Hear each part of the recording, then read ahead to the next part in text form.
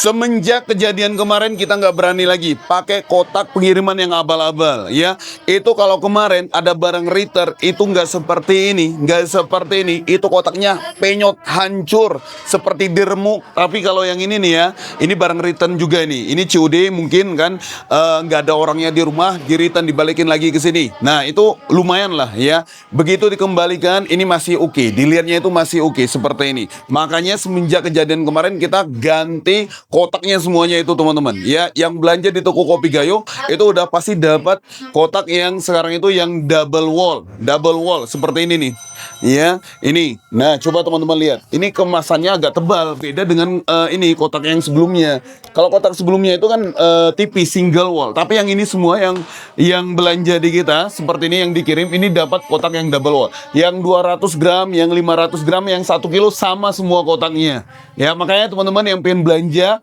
kopinya itu tetap selamat sampai ke tempat, belanjanya di mana? Di toko Kopi Gayo, oke?